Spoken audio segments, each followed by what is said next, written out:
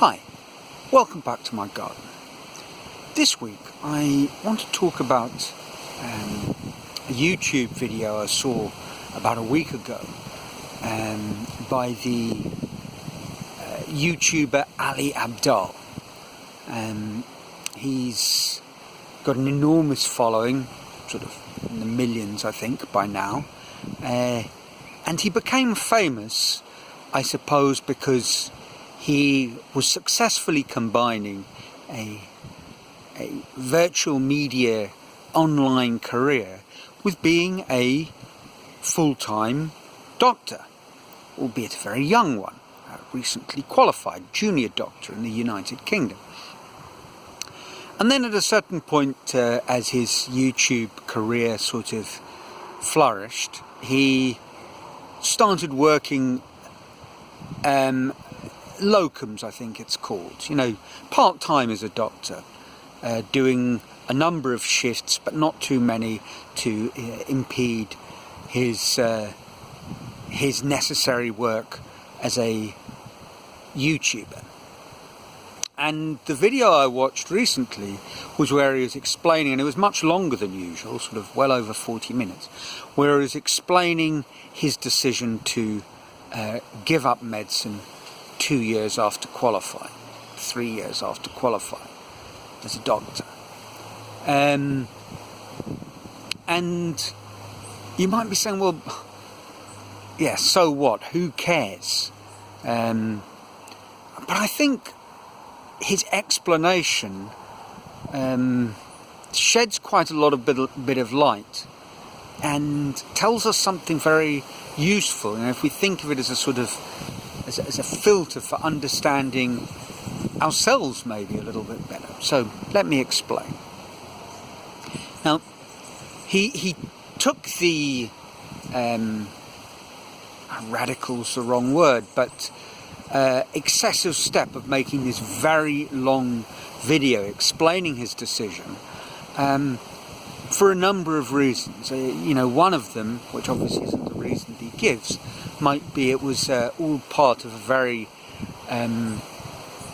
cunning publicity campaign, and that is quite possible. But he wanted to explain why he was doing this, partly because a lot of his very loyal following on YouTube, and I suppose other social media, follow him because they sympathise or they value the fact that he's not just a YouTuber, but he's also a doctor. He does something more conventional and, dare one say it, more meaningful. So he felt he needed to explain himself to these folk.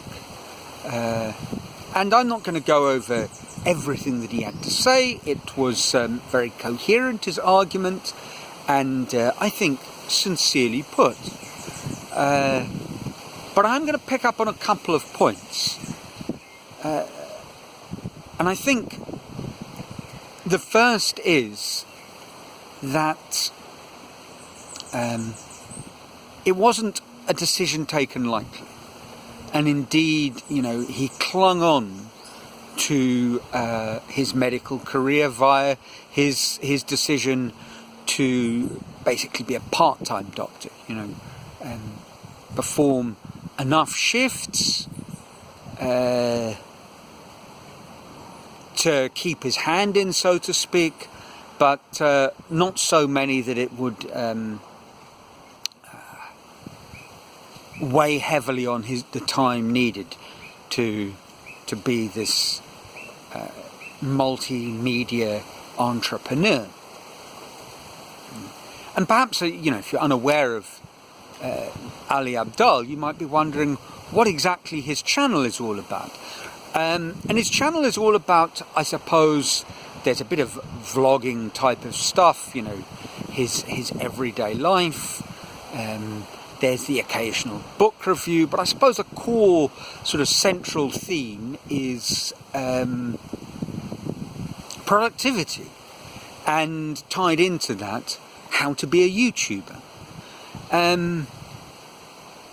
And he found it very difficult to let go of his medical career, having obviously invested a lot of time and effort into becoming a doctor, to go full-time as a creative video producer. Creative, well, a content producer, let's call it that. And I suppose a key factor in making the decision, which he shares, was an appearance on Lewis, maybe I'm saying his name right or wrong, I've heard it a few different ways, Howes, Who's, spelt Howes, on his podcast. And Lewis kind of, now I'm paraphrasing and cutting out a lot of details and perhaps also totally, as always, misrepresenting what these gentlemen had to say. But it seems to me that Lewis sort of said, almost in disbelief, but Ali, wait a second, so you don't actually even love being a doctor that much? I mean, you enjoy it, it's kind of fun, but what your real passion is making YouTube videos, and you're going to make tops as a doctor, maybe 100k a year, and you can make that a month with the following that you've developed on YouTube. It's a no-brainer.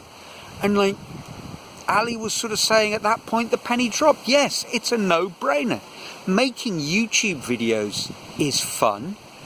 He kind of enjoys being a doctor and working in a hospital, but it's not the most amazing thing in the world, and he's not the most amazing doctor in the world. Now, at that point, I kind of wanted to leap in and say, but Ali, you're also not, the most amazing film producer in the world, and that's okay. But he went further and he said, like, and people kind of, no one comes back and says to me, thank you so much for being an amazing doctor, or even for saving my life, because he worked in kind of trauma or emergency medicine. And people have said that to him by way of certain comments on his channel. And again, I thought, for an intelligent man, surely the question you'd ask at that point is, do people give you feedback in the same way if you're a social media superstar, as opposed to, say, a doctor doing an emergency medical shift? And I suspect the answer's no. If you make a video about, or even produce a course, as he has on his part-time YouTube academy, teaching you in a few short weeks how to become a successful part-time YouTuber, as he did. I'm sure people make very effusive, sort of hyperbolic comments about how much they got out of the course. And the person whose life you saved is obviously very grateful, but for a whole variety of reasons may never actually express that. And so it struck me that perhaps he's missing a point or two there, whether consciously or just because it's not something he's particularly thinking about, because making YouTube videos is fun. And the second point to what he was, or to what Lewis was saying, is all about the money. And I suspect therein lies the rub. And most people don't say, look, it's all about the money, and I value money more than anything else. Because a unless you are a very particular kind of person, and I don't want to make a value judgment, you don't say that. Because, that money's just a means of exchange, But actually, if you're making these decisions and the prime mover is the money, then the thing you value most is the money. And just come out and say so. And I kind of pulled back at that point as well, because I started thinking, but why am I watching this in the first place? What has drawn me to these kind of videos? And at a certain point, as much as I know it's ridiculous, I'm watching them because the part of me that is addicted to them is sold on the idea that someone is going to tell me something that I didn't know that will be a handy shortcut to enormous success and join the dots to making more money. And I've fallen into the trap, and I've got to fight against it. Not because there's anything wrong with making more money. And actually there are very successful people in the YouTube world doing what he's doing.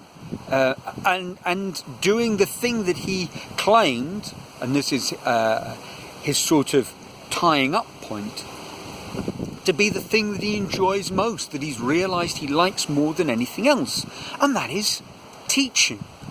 And that kind of pushed a few red buttons.